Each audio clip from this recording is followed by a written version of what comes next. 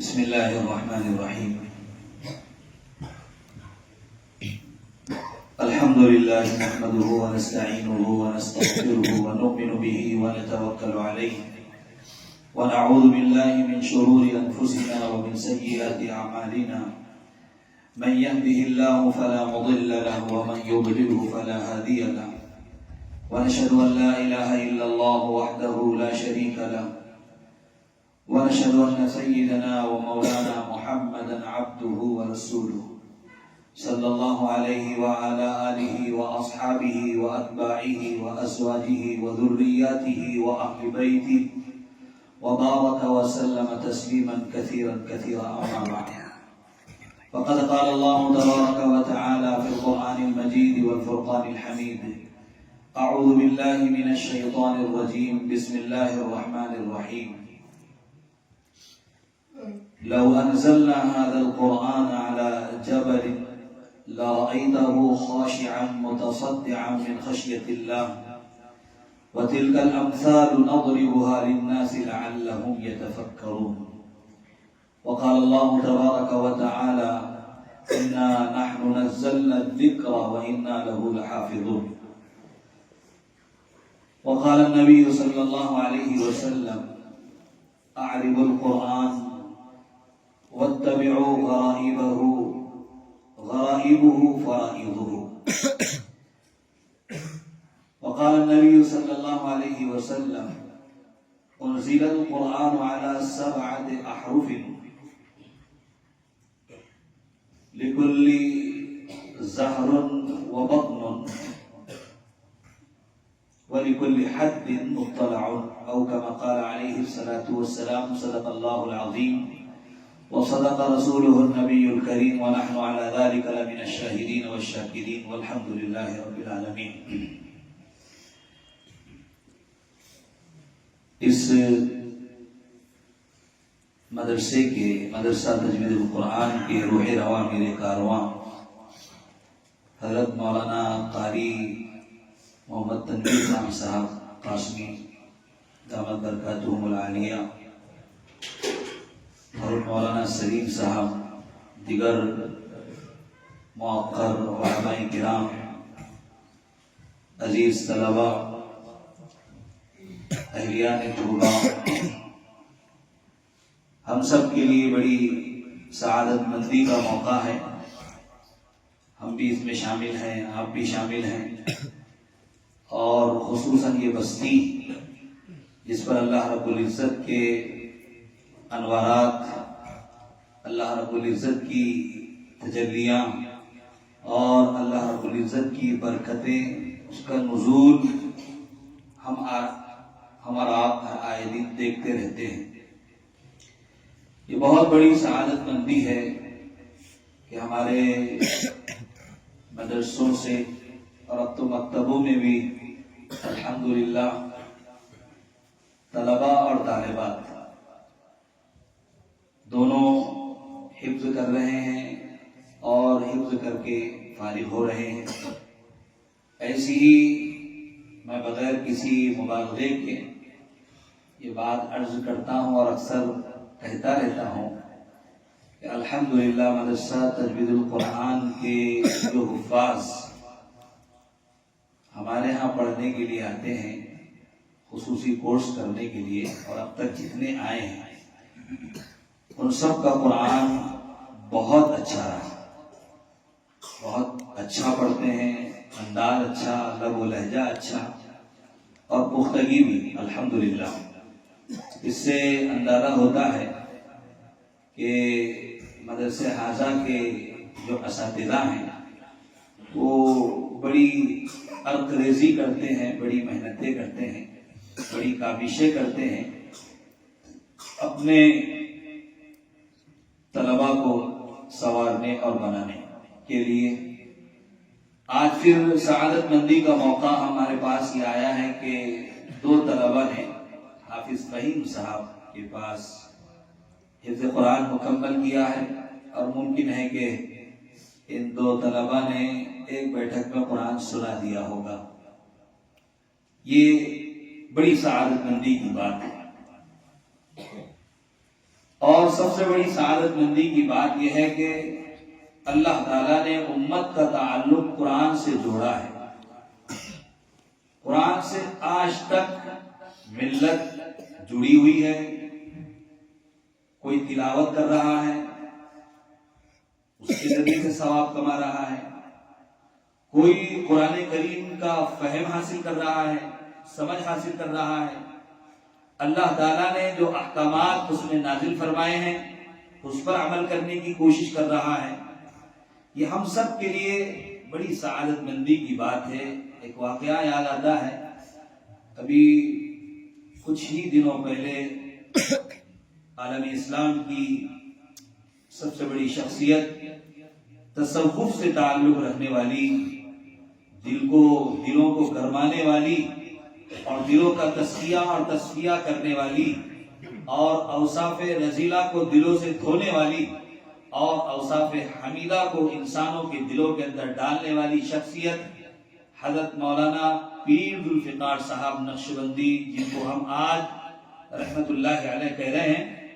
ان کا ایک بہت مشہور و معروف واقعہ ہے، انہوں نے اپنے خطبات کے اندر اس کا تذکرہ بھی کیا ہے کہ وہ روس کے علاقے میں، اس وقت روس کا جو علاقہ تھا وہ سمرقند، بخارا، ازبکستان، ترکمنستان، کرغزستان، یہ سب وہ علاقے تھے جہاں پر قال اللہ قال رسول کی صدائیں گونجتی تھی، جہاں پر بڑے بڑے مدارس، جہاں پر بڑی بڑی لائبریریاں، جہاں پر امام بخاری جیسا قد آور محدث، جہاں پر امام مسلم رحمت اللہ علیہ، بڑے بڑے محدثین جہاں پر گزرے ہوں. وہاں پر ایک دور ایسا بھی آیا کہ جب لوگوں نے قرآن کی عظمت کو سمجھا نہیں، اللہ کے رسول صلی اللہ علیہ وسلم کی احادیث کی عظمت کو نہیں سمجھا، علوم اسلام کی عظمت کو نہیں سمجھا اور وحی کے علم کو نہیں سمجھا اور اس کے خلاف وہ کرتے رہے، بلکہ اس کو بھول کر وہ زندگی گزارتے رہے. اللہ تعالیٰ نے ایک دور ان پر ایسا لایا ہے کہ وہ کمیونسٹ بنے. کمیونسٹ کا مطلب ہوتا ہے لا معاد لہ ولا آخرت لہ، نہ جس کا خدا پر کوئی یقین ہوتا ہے اور نہ آخرت پر یقین ہوتا ہے. الفاظ دیگر اس کو ملحد کہہ لیجئے، دہریہ کہہ لیجئے، اس لیے کہ قرآن سے کٹے تھے، قرآن کو چھوڑا تھا، قرآن کو فراموش کیا تھا، اسلامی احکامات کو فراموش کیا تھا.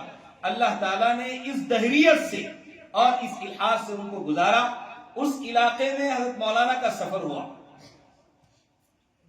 تو حضرت مولانا کو جس شکل کے اندر اس خاتون نے دیکھا کہ جبہ ہے، دستار ہے، ہاتھ میں عصا ہے اور بڑے بزرگ معلوم ہو رہے ہیں، اللہ والے معلوم ہو رہے ہیں. مسلم خاتون تھی اور بہت بوڑھی ہو چکی تھی. اس نے کہا کہ کیا آپ مسلمان ہیں؟ حضرت نے کہا کہ ہاں. کہ آپ کے پاس قرآن ہے؟ تو حضرت کے پاس بہت چھوٹا قرآن تھا جو جیب میں رکھا کرتے تھے، جیب والا قرآن آتا ہے آج کل ملتے ہیں. تو وہ قرآن انہوں نے اس عورت کے ہاتھ میں دیا، اس بوڑھی عورت کے ہاتھ میں دیا. اس عورت نے جب اس قرآن کو لیا تو اس کو چومنے لگی اور زاروں قطار رونے لگی. حضرت مولانا پیر ذوالفقار صاحب رحمت اللہ علیہ نے اس عورت سے پوچھا کہ قرآن کی عظمت تو یہ ہے کہ آپ اس کو چوم رہے ہو، لیکن آپ کی آنکھوں سے زاروں قطار آنسو جاری ہو رہے ہیں، اس کا سبب کیا ہے؟ انہوں نے کہا کہ ایک لمبا عرصہ ہو چکا ہے قرآن کریم کو ہم نے دیکھا نہیں، قرآن کریم ناپید ہو چکا ہے، قرآن کریم یہاں پر نظر نہیں آتا ہے. اس لیے کہ عیسائیوں نے، یہودیوں نے وہاں پر تسلط قائم کر لیا، کمیونسٹ کا آغاز ہو گیا، کمیونسٹ حکومتوں نے اپنا آغاز کر دیا، قرآن کریم پر پابندی لگا دی، اس کے پڑھنے پر پابندی لگا دی. لوگوں نے اپنے بچوں کو کھیتوں کے اندر ہل چلاتے ہوئے قرآن پڑھایا، کچھ لوگوں نے کنویں کے اندر قرآن پڑھایا، کچھ لوگوں نے کپڑے سیتے سیتے اپنے بچوں کو قرآن پڑھایا. کچھ نفوس بچ گئے تھے جنہوں کے اندر اسلام کی عظمت اور قرآن کی عظمت تھی، انہوں نے قرآن سیکھا، لیکن قرآن ناپید ہو چکا تھا. لیکن اس امت کی خاصیت یہ ہے کہ یہ امت اگر ایک کنارے پر ڈوبتی ہے تو دوسرے کنارے پر نکل جاتی ہے. اللہ تعالیٰ نے اس قرآن کی حفاظت کی ذمہ داری اپنے ذمے لی ہے. اس سے پہلے کی جتنی کتابوں کے اندر تحریف ہوئی ہے، جتنی کتابیں تبدیل کر دی گئی ہے، اس کے احکامات کو بدل کر رکھ دیا گیا ہے، اس کی بے عظمتی کی گئی ہے، اس کی بے توقیری کی گئی ہے، اللہ تعالیٰ نے اس کی حفاظت کی ذمہ داری اپنے دور کے لوگوں کو دی۔ بِمَا اسْتُحْفِظُوا مِنْ کِتَابِ اللَّهِ، جن کو اللہ کے کتاب کی حفاظت کی ذمہ داری دی گئی تھی۔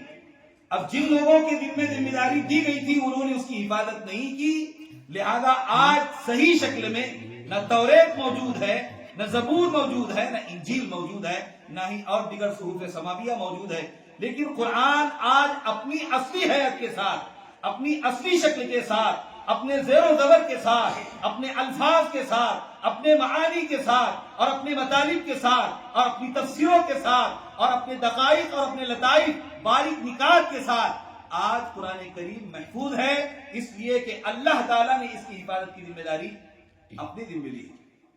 میں اس کی حفاظت کروں گا۔ اِنَّا نَحْنُ نَزَّلْنَا الذِّكْرَ، کہ ذکر کو میں نے ہی نازل کیا یعنی قرآن کو، وَإِنَّا لَهُ لَحَافِظُونَ، اور ہم ہی اس کی حفاظت کرنے والے ہیں۔ بغداد پر تاتاریوں کا حملہ ہوا،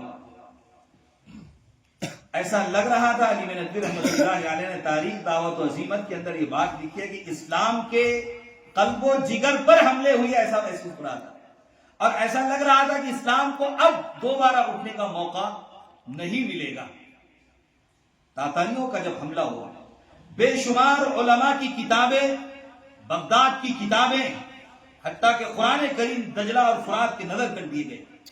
مورخین لکھتے ہیں کہ کئیوں دنوں تک دریائے دجلہ اور دریائے فرات کا پانی نیلا رہا، کتابوں کی سیاہی سے کالا رہا، کتابوں کی سیاہی سے، لیکن وہ دن آج بھی محفوظ تھے جن کے سینوں میں قرآن محفوظ تھے، جنہوں نے اپنے دلوں کے اندر قرآن کو جگہ دی تھی، وہ سینے آج بھی محفوظ تھے اور اللہ تعالیٰ نے اس کو محفوظ رکھا۔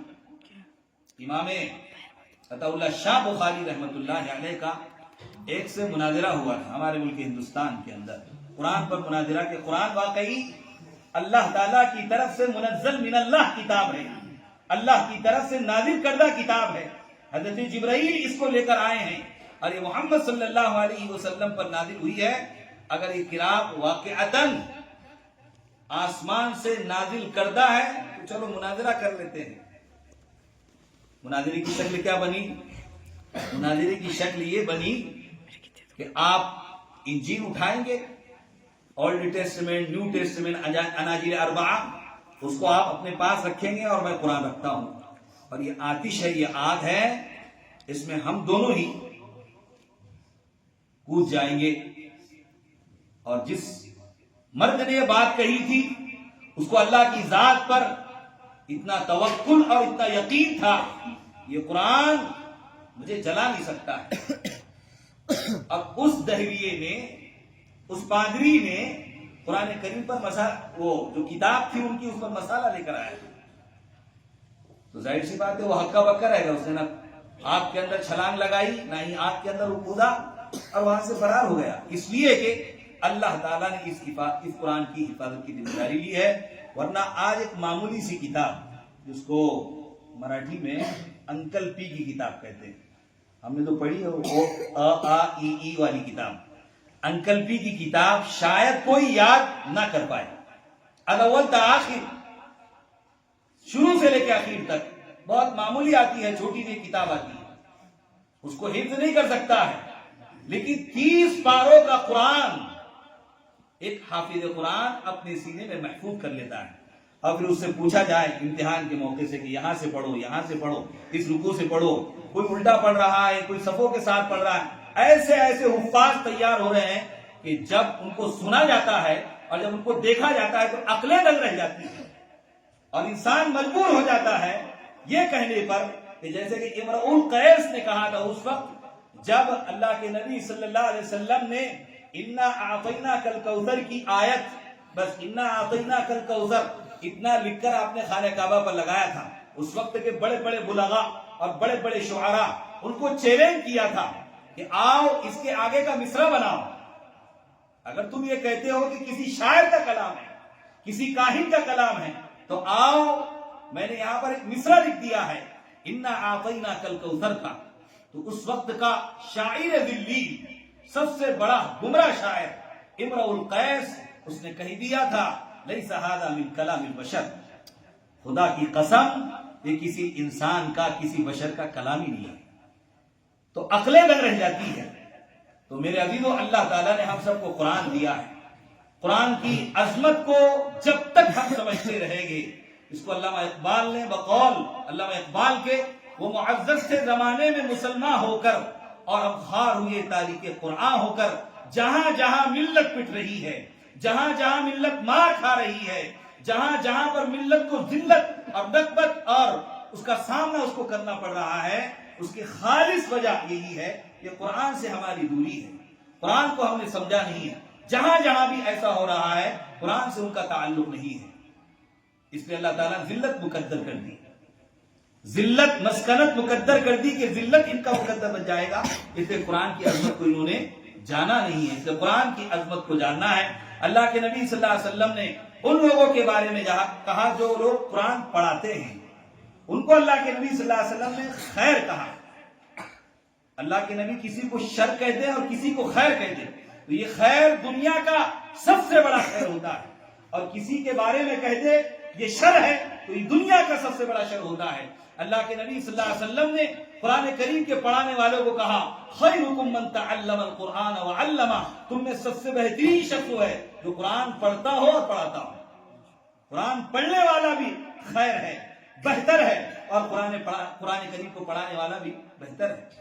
پھر اللہ کے نبی صلی اللہ علیہ وسلم نے دو کہ وہ روایت اگرچہ اس پر محدثین نے کلام کیا ہے، ضعیف درجے کی ہے، اور فضائل اعمال میں ضعیف روایت قابل قبول ہوتی ہے۔ علامہ ابن حجر اسقلانی رحمۃ اللہ علیہ کہتے ہیں کہ ترغیب میں اور ترہیب میں، یعنی کسی کو اعمال کی رغبت دلانا اور کسی کو اعمال نہ کرنے پر ڈرانا، یہ دونوں چیزیں ترغیب اور ترہیب، اگر اس کے تعلق سے کوئی ضعیف حدیث ہے وہ قابل قبول ہے، یعنی اس پر عمل کیا جائے گا، لیکن عقائد میں حلت اور حرمت میں، عقیدے میں، کسی چیز کے حلال ہونے میں اور کسی چیز کے حرام ہونے میں کوئی روایت اگر ضعیف درجے کی ہے وہ قابل قبول نہیں ہوگی، وہ مردود قرار دی جائے گی، اس پر عمل نہیں کیا جائے گا۔ تو اللہ کے نبی صلی اللہ علیہ وسلم نے کہا کہ من قرأ القرآن، جس نے قرآن کو پڑھا، فاستظہرہ، پھر اس کا اظہار کیا، لوگوں کو بتلایا یہ قرآن ہے، پڑھ کر سنایا، فأحل حلالا، اس کے حلال کو حلال جانا، وحرم حراما، اس کے حرام کو حرام جانا، وشفعه في عشرة من اہل بیتہ كلهم قد وجبت لهم النار، اللہ تعالیٰ ایسے حافظ قرآن کے گھرانے کے 10 افراد کو وہ حافظ قرآن اپنے ذات سے ان کی سفارش کرائے گا اور ان کو جنت میں داخل کرائے گا جو جن پر جہنم واجب ہو چکی تھی۔ وہ کہ ضعیف روایت ہے، لیکن اعمال میں ترغیب میں ترہیب میں اس روایت کو لیا جا سکتا ہے۔ تو اللہ کے نبی صلی اللہ علیہ وسلم نے بڑی فضیلتیں اس کی ارشاد فرمائی ہے، اور قرآن کریم ایک معجز کلام ہے جو آج سینوں کے اندر محفوظ ہے۔ یہ کلام کوئی ایسا کلام نہیں ہے کہ کسی انسان نے اپنی زبان سے کہہ دیا ہو، اپنی زبان سے صرف سنا دیا ہو، بلکہ اللہ رب العزت کی طرف سے بہت اہتمام کیا گیا، لوح محفوظ میں اس کو رکھا گیا، لوح محفوظ سے حضرت جبرائیل امین علیہ السلام امین کہا گیا ہے، اس لیے کہ پیغام پہنچانے والا بھی امانت دار ہونا چاہیے، صحیح پیغام پہنچانے والا، صحیح چٹھی دینے والا، صحیح خط دینے والا، یہ صحیح آدمی ہونا چاہیے، امین ہونا چاہیے۔ اللہ کے نبی صلی اللہ علیہ وسلم نے اس فرشتے کی صفت یہ بیان کی کہ وہ امین ہے، جبرائیل امین لے کر آئے، اور جس ذات پر نازل کیا گیا وہ ذات بھی لوگوں کے درمیان امین تھی، امین و صادق ان کو کہا جاتا تھا اللہ کے نبی صلی اللہ علیہ وسلم کو، کہ آپ صادق ہیں، آپ صادق المصدوق ہیں۔ ایک آدمی کو صادق کہہ سکتے ہیں لیکن مصدوق نہیں کہہ سکتے۔ آپ صلی اللہ علیہ وسلم صادق بھی تھے، مصدوق بھی تھے، کہ ایک آدمی سچا ہے اور سچائی کو تسلیم کر لینا یہ بہت بڑی بات ہے۔ تو دشمن بھی آپ صلی اللہ علیہ وسلم کی سچائی کو تسلیم کرتے تھے، آپ صلی اللہ علیہ وسلم کی باتوں کو تسلیم کرتے تھے، گو کہ ان کی وہ مطلب کیا ایگو اس کو قبول کرنے کے لیے تیار نہیں ہوتا تھا، لیکن اللہ کے نبی صلی اللہ علیہ وسلم کی باتوں کو تسلیم کرتے تھے۔ خود ابو جہل خانہ کعبہ کی دیواروں کو کان لگا کر قرآن کریم سنتا تھا۔ حضرت طفیل بن عمرو الدوسی رضی اللہ تعالی عنہ، جن کے قبیلے سے حضرت ابو ہریرہ بھی تعلق رکھتے ہیں، بعد میں حضرت ابو ہریرہ نے ایمان قبول کیا ہے۔ حضرت طفیل بن عمرو الدوسی رضی اللہ تعالی عنہ جب آئے تھے مکہ کے اندر، جیسے کہ آج قرآن کریم کو پڑھنے کے تعلق سے بہت سارے وہ لوگ جو دقیانوسی باتیں کرتے ہیں، جو ماڈرن قسم کا ذہن رکھتے ہیں کہ ان بچوں کو حافظ بنا کے کیا کریں گے، ان بچوں کو عالم بنا کے کیا کریں گے، یہ قرآن سیکھ کر کریں گے کیا، دقیانوسی باتیں کرتے ہیں لوگ بہت سارے جو ماڈرن گھرانے کے ہوتے ہیں یا ماڈرن قسم کا ان کا ذہن ہوتا ہے، ان بچوں کو قرآن پڑھا کے کیا کریں گے۔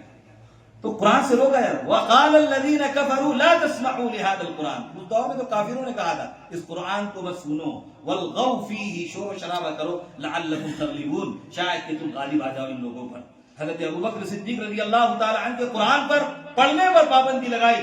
جن لوگوں نے جوار دیا تھا ابن دغنہ کو، حضرت ابوبکر صدیق رضی اللہ تعالی عنہ کو جب نکل گئے تھے آپ مکہ سے اور کہیں اور جانا چاہ رہے تھے، ابن دغنہ راستے میں ملا کہ میں اپنی دیوار میں آپ کو رکھنا چاہتا ہوں، تو حضرت ابوبکر صدیق رضی اللہ تعالی عنہ نے اپنے صحن کے اندر ایک چھوٹی سی مسجد بنائی تھی، اور آپ قرآن جب پڑھتے تھے لا یملک عینیہ، جب قرآن پڑھا جاتا تھا اپنے آنکھوں پر قابو نہیں پاتے تھے، ان کی آنکھیں زار و قطار آنسو بہاتی تھی، اور جتنے لوگ تھے وہ سب کے سب قرآن کریم کو سننے کے لیے جمع ہو جایا کرتے تھے، تو اس سے ان کو ہدایت مل جاتی تھی۔ تو مشرکین مکہ نے حضرت ابوبکر صدیق رضی اللہ تعالی عنہ کو قرآن پڑھنے سے روک دیا۔ تو میرے عزیزو، قرآن ہم سب کے لیے ہدایت کی کتاب ہے۔ اب یہ ہے کہ اس کو پڑھنا بھی ہے اور پڑھ کر سمجھنا بھی ہے۔ ابھی بہت بڑا امت مسلمہ کا قرآن کے ساتھ جتنا ظلم معیار روا رکھتے ہیں، وہ ظلم یہ ہے کہ معاف کیجیے گا، میں ہر جگہ یہ بات کہتا ہوں، یا تو پانی پر دم کرنے کے لیے ہے، یہ صحیح ہے، کرنا چاہیے، پانی پر دم کر کے دینا چاہیے، اس لیے یا ایھا الناس قد جاءتکم موعظۃ من ربکم وشفاء لما فی الصدور، کہ اے لوگوں تمہارے پاس تمہارے پروردگار کی طرف سے ایک موعظت آئی ہے، نصیحت کی چیز آئی ہے، اور وہ چیز آئی ہے جو دلوں کے بیماریوں کے لیے شفا۔ تو ایک ظاہری بیماری جو انسان کو بخار وغیرہ لاگ لپیٹ جو کچھ ہو جاتا ہے، ایک ظاہری بیماری، اور ایک اندرونی بیماری جیسے کینہ ہے، حسد ہے، کپٹ ہے، جلن ہے، چھل ہے، یہ ساری کی ساری چیزیں اندرون کی بیماری ہوتی ہے، اسپرٹ کی بیماری، روح کی بیماری، جس سے روح بھی بیمار ہو جاتی ہے، تو اس کے لیے بھی یہ کیا ہے؟ شفا ہے۔ تو آج پانی پر دم کرنے کے لیے یا مردے پر پڑھنے کے لیے، مردے پر پڑھتے ایس نہیں تو لیس، ہمارے بران کی زبان میں بولتے یاسین سناؤ، اور سنانا چاہیے، اس لیے حدیث میں اس کا حکم ہے، اقرؤوا القرآن علی موتاکم، کہ اپنے مردوں پر قرآن پڑھو، اپنے مردوں پر قرآن سناؤ۔ اللہ کے نبی صلی اللہ علیہ وسلم نے اس کا حکم دیا ہے، اور خاص طور سے اقرؤوا سورۃ یاسین علی موتاکم، سورہ یاسین اپنے مردوں پر پڑھو۔ اب اپنے مردوں پر پڑھنے کا مطلب یہ ہے کہ جس کو سنایا جا رہا ہے اس کے سامنے جو سورہ یاسین کے اندر عالم برزخ اور عالم محشر جو کچھ اس کے اندر بیان کیا گیا ہے، وہ پورا کا پورا منظر اس کے سامنے آ جائے کہ میں اب انہی کے عالم میں ہوں، آخری سانسیں لے رہا ہوں، اب دنیا سے جا رہا ہوں، تو یہ قرآن تو مجھے یہ کہہ رہا ہے، اس میں یہ تو کہ وَامْتَازُوا الْيَوْمَ أَيُّهَا الْمُجْرِمُونَ، اے مجرم لوگ، مومنوں کی صفوں سے تم الگ ہو جاؤ، یہ کہا جا رہا ہے۔ تو اس نے ڈرنا چاہیے، اس کے اندر خوف پیدا ہونا چاہیے، اور کچھ امیدیں بھی اس کی بنی رہنا چاہیے، اس لیے قرآن کریم پڑھا جاتا ہے اور مردے کو سنایا جاتا ہے۔ اس لیے میرے عزیزو، اللہ تعالیٰ نے قرآن کی دولت سے ہم سب کو نوازا ہے، تو قرآن کریم کے بنیادی تین حق ہے قرآن کریم کو پڑھنا۔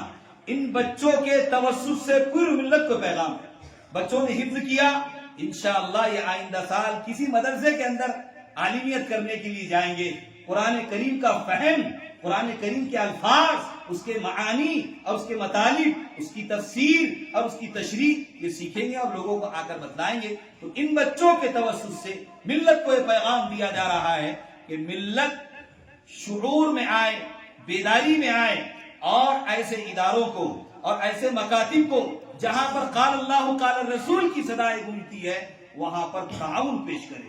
تعاونوا علی البر والتقوی، نیکی کے کاموں پر، تقوی کے کاموں پر۔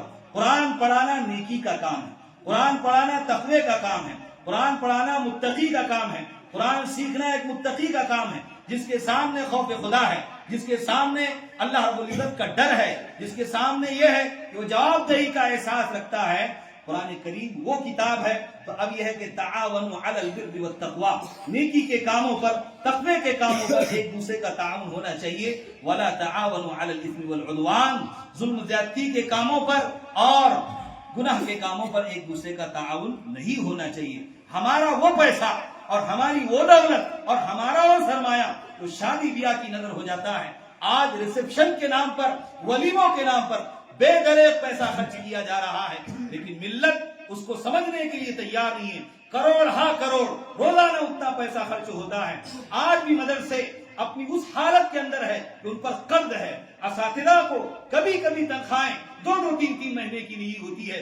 اس کی ذمہ داری صرف مدرسے کے محتمین پر یا مدرسے کے ناظم پر یا مدرسے کے اساتذہ پر نہیں ہوتی ہے، بلکہ اس کے اطراف میں رہنے والے اہل ایمان مسلمان ان کے بھی ذمہ ہوتی ہے کہ ایک قرآن پڑھانے والا، ایک احادیث کا درس دینے والا، ایک فقہ کی باتیں آپ تک پہنچانے والا، وہ 2-3 مہینے سے اپنے گھر کے اندر راشن نہیں رکھتا ہے، اس کے گھر میں تنخواہ نہیں ہے، اس کی تنخواہوں کا کیسے نظم کیا جائے؟ جب ملت ادھر اپنا سرمایہ نہیں لگائے گی تو پھر شادی بیاہ پر اور حالوں پر اتنا پیسہ خرچ کیا جائے گا جس کی انتہا نہیں. آج ہمارے امراوتی شہر کا حال دیکھ لیجئے کہ حالوں پر حال، شادی کے حال. پھر یہ شکایت ہے ملت کو کہ ان کے پاس اسکول نہیں ہے، ان کا خود کا کالج نہیں ہے، ان کا ایک ایسا مدرسہ جو ایک اپنی آئیڈیالوجی رکھتا ہو، ایسا مدرسہ جہاں پر عصری علوم بھی پڑھایا جاتا ہو، جہاں پر دین کا علم بھی، اسلام کی تعلیمات بھی دی جاتی ہو. ہمارے پاس وہ چیز نہیں ہے.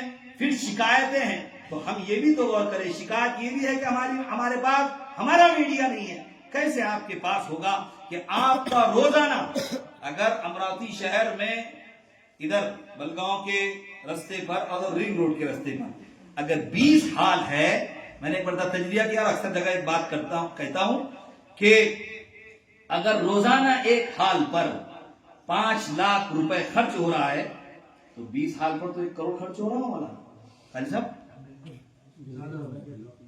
زیادہ خرچ ہو رہا ہے.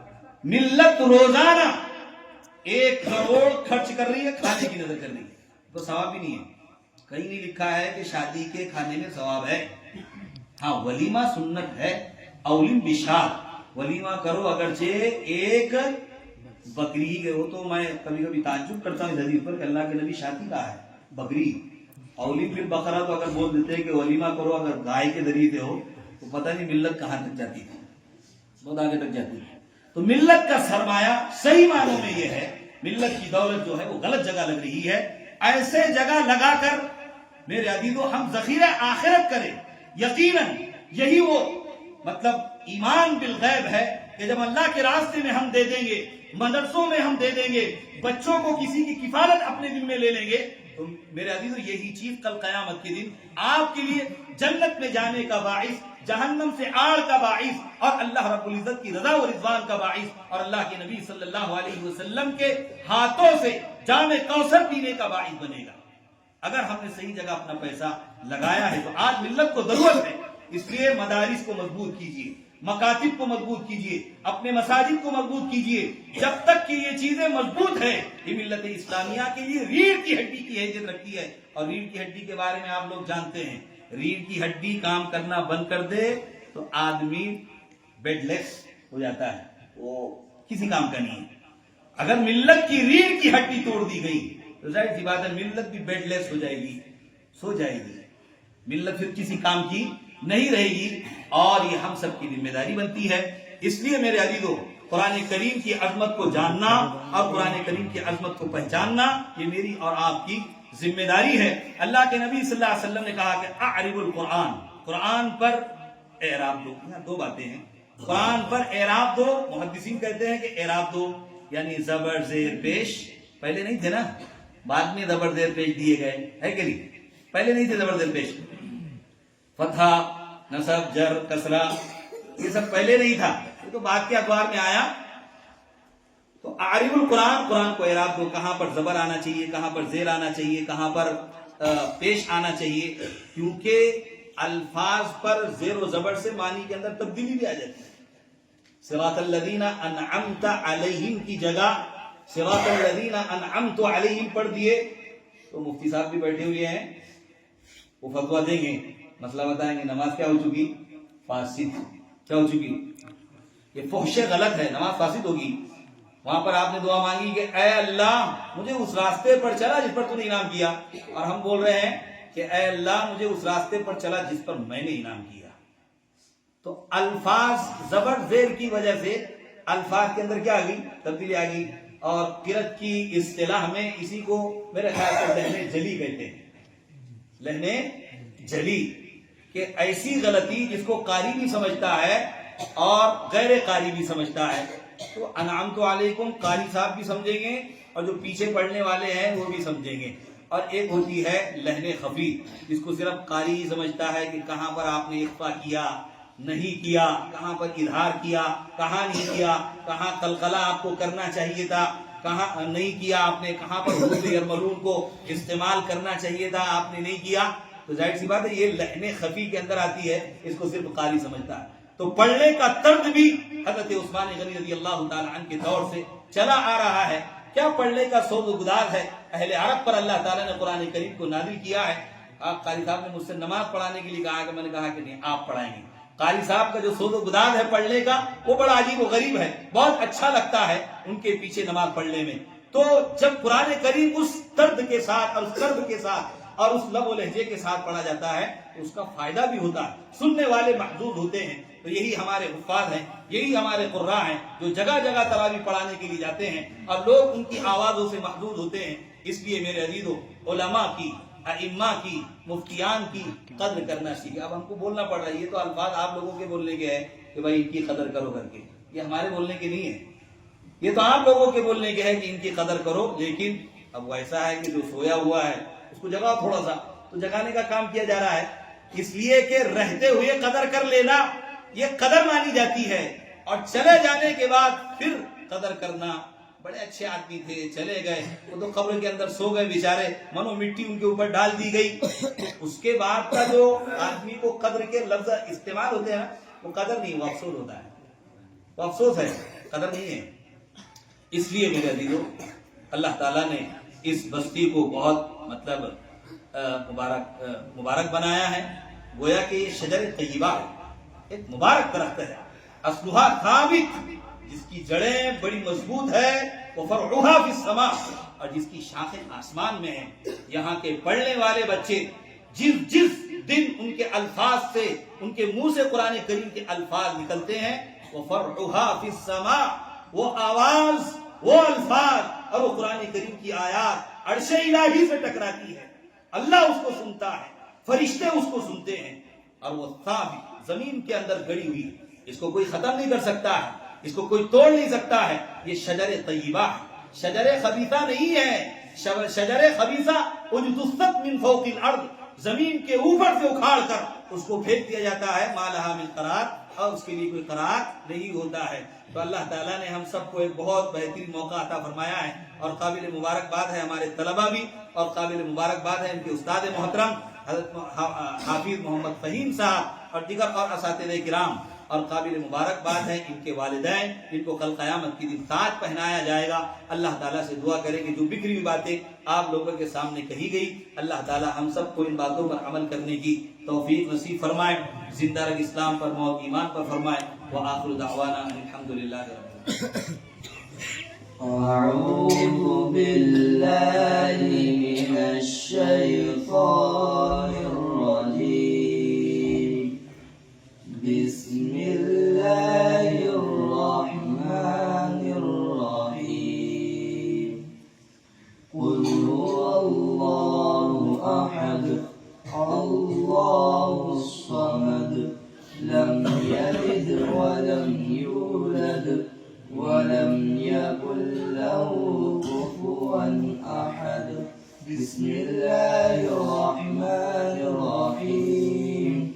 قل أعوذ برب الفلق من شر ما خلق ومن شر غاسق إذا وقب ومن شر النفاثات في العقد ومن شر حاسد إذا حسد. بسم الله الرحمن الرحيم. قل أعوذ برب الناس ملك الناس إله الناس من شر الوسواس الخناس الذي يوسوس في صدور الناس من الجنة والناس. بسم الله الرحمن الرحيم. الحمد لله رب العالمين الرحمن الرحيم مالك يوم الدين. إياك نعبد وإياك نستعين. اهدنا الصراط المستقيم صراط الذين أنعمت عليهم غير المغضوب عليهم ولا الضالين آمين. بسم الله الرحمن الرحيم. ألف لام ميم. ذلك الكتاب لا ريب فيه هدى للمتقين الذين يؤمنون بالغيب ويقيمون الصلاة ومما رزقناهم ينفقون. والذين يؤمنون بما أنزل إليك وما أنزل من قبلك وبالآخرة هم يوقنون. أولئك على هدى من ربهم وأولئك هم المفلحون. صدق الله العظيم. بسم الله الرحمن الرحيم.